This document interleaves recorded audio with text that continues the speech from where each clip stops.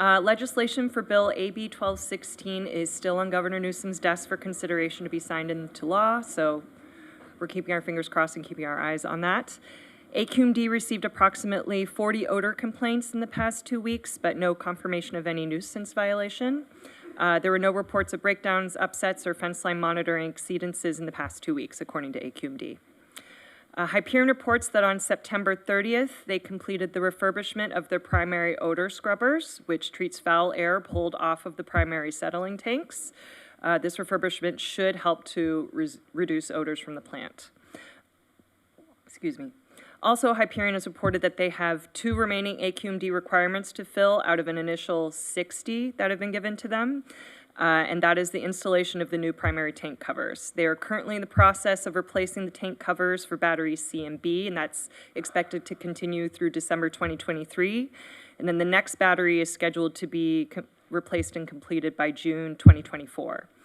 At that time, all of AQMD's current requirements will have been met by Hyperion, and the expectation is that the odor issues will have been addressed to the best of their abilities at that time. That's based on today. There may be future requirements that AQMD issues, but that's the point of view from today.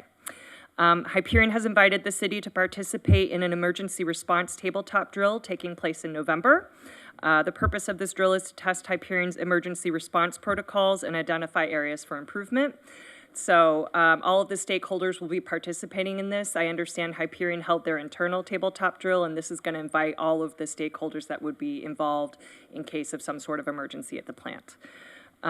Also, just this afternoon, the city manager had a Zoom meeting with Ryan Jackson, who is a representative of Mayor Bass's office, and Tracy Minamide, who is the COO for Hyperion. And Tracy will be our point of contact for Hyperion moving forward. And that's all I have for the update. Happy to answer any questions along with city manager. I'm just really happy to hear that we're having, because we just had this conversation on Monday that we hadn't heard, so I'm pleased to hear that there's something's been scheduled. And I did want to let everyone know that the environmental committee is going to be doing a tour of the facility at the end of the month. Yep. Yeah, and I'll just add that the request of Hyperion was we need a senior level individual that Daryl could call to ask questions and get information immediately. And it took a while for the mayor's office to get back to us, but the individual they've appointed is the chief operating officer who reports directly to Barbara Romero. She has a civil engineering background and has been working in the sanitation department for 30 years. So she's very knowledgeable. She's in a leadership role, and hopefully that'll help us obtain information quicker so we can disseminate it faster to the folks in town. That's great. We had that request of Ryan at the Mayor Bass's office and others about this visual demonstration of where we're at with all the ad hoc committees, the dashboard. Do we have that? Is that up on our website? How's that looking? We are working on that as we speak right now. We this afternoon we are now receiving monthly updates on all 33 of those items, as well as updates on the abatement orders that came through AQMD. So right now we're working to synthesize all of that into a easily readable dashboard that we can put on our website. So that'll be up very soon. Great.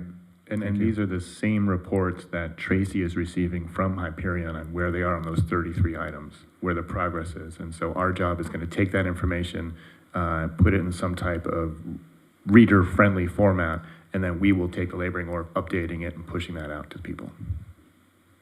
That's great. I mean, Tracy was involved early on, so is she just in the background this whole time and she's been brought back up and elevated, or do you, Elias? Pretty much that's the case. She has been involved. I know her, and I have had some contacts with her, not as heavily as I had with others, but she's very knowledgeable, kind of been quiet, but now I'm glad to see that because she's a civil engineer and we talk the same language. And that's what Elias asked for. He said, I want someone who understands what's going on a technical level that can explain it to us. And what Ryan Jackson told us on the Zoom today was that her responsibilities are being reorganized, so she will be more primarily responsible for Hyperion, and that's going to be more of her direct focus going forward. So And furthermore, she has a very good working relationship with Dr. Stenstrom, who we have hired as an expert and is working on this dashboard and other things. So that's really win-win situation, frankly. Thank you. That's great.